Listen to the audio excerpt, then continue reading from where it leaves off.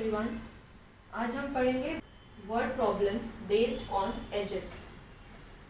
क्या होता है वर्ड प्रॉब्लम्स वैसे ही सभी को डिफ़िकल्ट लगते हैं, मोस्ट ऑफ द स्टूडेंट्स को डिफ़िकल्ट लगते हैं। बट क्या होता है इसमें हर एक सेंटेंस जो है उसको अच्छे से रीड करके एनालाइज करना होता है कि what exactly is given and what we have to find out. और एजेस में तो और भी कन्फ्यूजन होता है। एज में क्या जब हम एज के बेस प्रॉब्लम सॉल्व करते हैं तो हमें क्या चीज़ ध्यान में देना है कि प्रेजेंट एज, फिर यहाँ पे दिया है 3, प्रेजेंट एज क्या है, 3 ईयर्स अगो क्या है, मतलब कुछ साल के पहले अगर दिया है तो क्या करना है, कुछ आफ्टर सम ईयर्स के बाद दिया है तो क्या करना है। जैसे अगर किसी का एज, कोई प्रेजेंट एज अगर हम x लेते हैं, ऑब्वियस कोई किसी का भी, सपोज एक स्टूडेंट का एज ले लेते हैं, किसी एक पर्सन है ए पर्सन, उसका एज है 20 ईयर्स, अभी प्रेजेंट एज है 20 ईयर्स, ठीक है। तो अगर उसको बोला 5 ईयर्स लेटर, तो 5 ईयर्स लेटर मतलब 5 साल के बाद इस पर्सन का जो एज है वो क्या हो जाएगा, ऑब्वियसली वो क्या हो जाएगा 20 + 5, 25 ईयर्स, राइट। ये चीज़ हमें ध्यान देनी है। 5 कुछ ईयर्स लेटर बोला तो हमें उसको प्रेजेंट एज में ऐड करना है। तो हमेशा ये जो दिया होता है वो प्रेजेंट के बारे में दिया, ये जो दिया होता है वो प्रेजेंट एज से रिलेटेड दिया होता है। 3 ईयर्स अगो बोला है, 3 ईयर्स अगो बोला है, तो हमें क्या करेंगे, प्रेजेंट एज से हमें माइनस करना है 3, मतलब 3 साल पहले वो कितने एज का था, अभी तो 20 का है, तो वो 3 ईयर्स पहले कितना एज का था, this a person was 17 years ago. और फिर एक कंडीशन दी होती है, सबसे पहले तो चेक करना प्रेजेंट, ये जो दिया है लेटर या फिर पहले के ईयर्स का क्या है, एज का रिलेशन है वो सब, और फिर एक दिया होता है कंडीशन। तो ये 3 चीज़ें जो है हमें ध्यान से एनालाइज करना है फ्रॉम गिवन क्वेश्चन, ठीक है। जैसे अभी एक एग्जाम्पल है लिखा है मैंने, उसको हम सॉल्व करते हैं। सोल्यूशन, ठीक है। पहले मैं क्वेश्चन पढ़ लेती हूँ। Sum of present ages of Manish and Savita is 31. Manish age 3 years ago was 4 times the age of Savita. Find their present ages. तो हमें उनका प्रेजेंट एजेस फाइंड करना है, ठीक है। तो सबसे पहले क्या करो, यहाँ पे लिखना है, पहले 2 जो पर्सन दिया है उनका नाम लिख दो। तो यहाँ पे दिया है हमें मनीष के एज के बारे में बताया है और एक सविता के एज के बारे में बताया, ठीक है। ऐसे कॉलम भी किया तो भी चलेगा। अब यहाँ पे क्या लिखा है, जो भी जितने भी ईयर्स दिए होंगे वो सब यहाँ पे लिखना। पहले दिया है प्रेजेंट एजेस, सबसे पहले यहाँ पे प्रेजेंट एज लिखना है, यहाँ पे लिखना प्रेजेंट एज। अब क्या दिया है, present ages of Manish and Savita is 31। तो प्रेजेंट एज, लेट मनीष का प्रेजेंट एज हम x ईयर्स ले लेते हैं और सविता की एज ले लेते हैं y ईयर्स, ठीक है। अब जो भी करना है वो इस x और y को करेंगे। फिर दिया है और यहाँ पे हम लिखेंगे कि given condition, okay.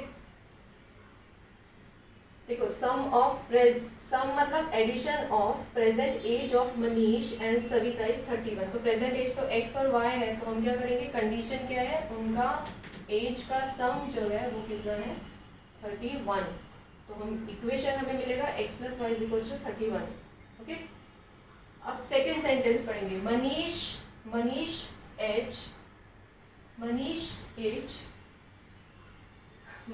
As 3 years ago was 4 times the age of Savita. तो सबसे पहले अब ये सेंटेंस पढ़ के हमें कंफ्यूजन होगा, हमें क्या करना है, 3 years ago भी लिखना है, 4 times भी लिखना है। तो उससे पहले यहाँ पे लिख देना कि एज 3 years ago मनीष और सविता की एज क्या होगी। तो मनीष हो जाएगा x - 3 years, सविता हो जाएगी y - 3, मतलब जो भी उनका प्रेजेंट एज है वो -3 हो जाएगा, ओके। और जो भी कंडीशन है वो यहाँ पे लिखेंगे हम।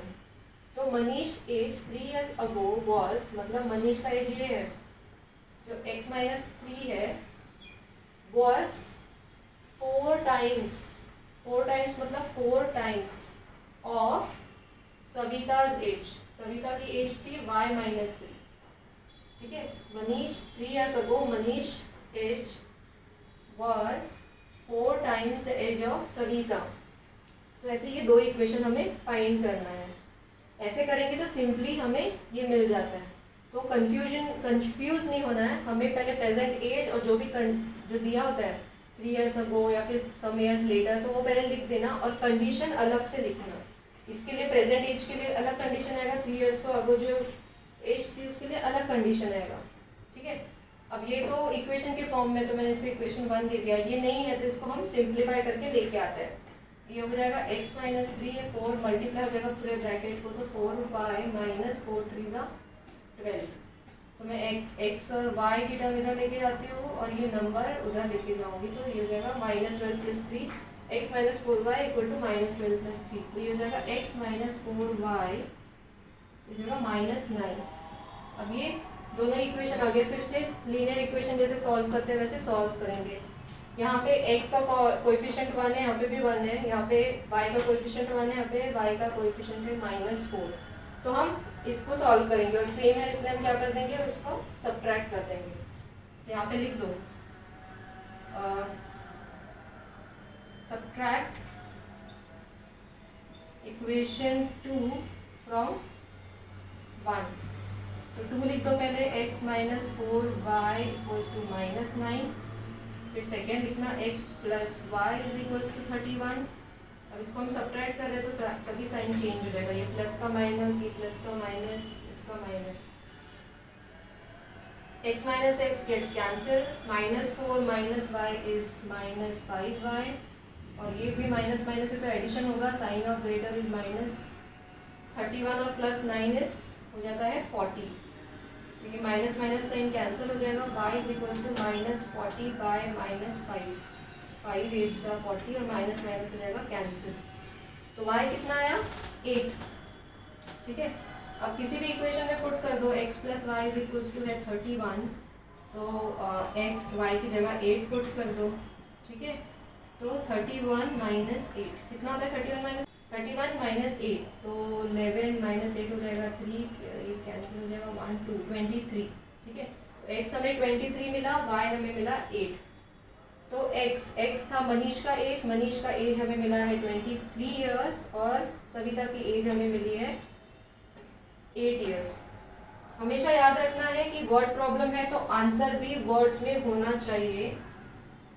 This is very important. तो यहाँ पे लिखना है आंसर या फिर therefore age of Manish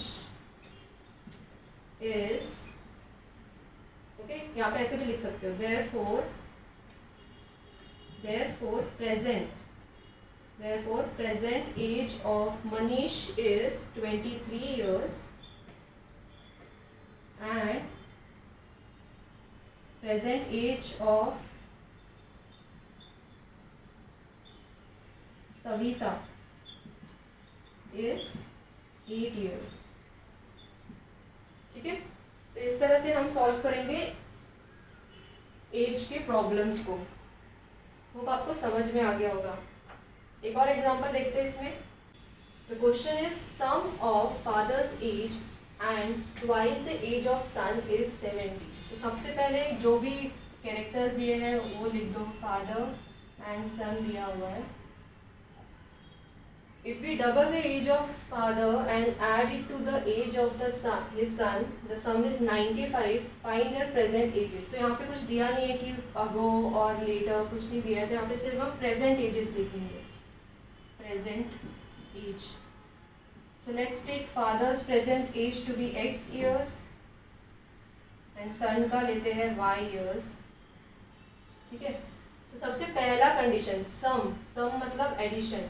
condition यहाँ पे हम लिखेंगे कंडीशन. तो पहले कंडीशन दिया है सम ऑफ फादर्स एज.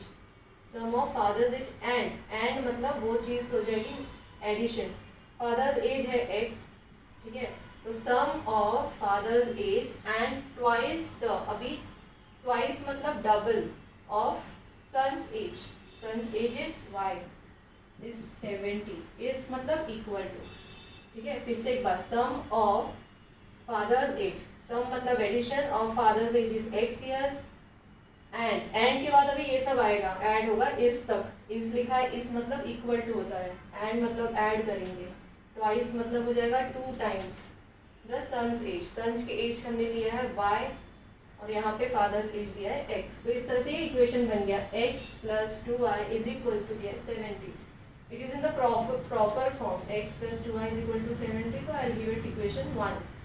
अब सेकेंड कंडीशन देखते हैं, if we double the age of father, तो एंड तक जो भी आया, if we double the age of father मतलब फादर के एज को हम क्या कर रहे हैं, double, okay, and add it to मतलब फिर से इसको हम ऐड कर रहे हैं to the age of his son, age क्या है सन की y, then the sum is 95। तो ये भी इक्वेशन बन गया है, इसको भी देते हैं इक्वेशन 2, ठीक है। फिर से हमें 2 लीनियर इक्वेशन आया, अगेन इसको किसी भी, आपको जो भी मेथड आती है उससे हम सॉल्व कर सकते हैं और इक्वेशन को सॉल्व कर सकते हैं।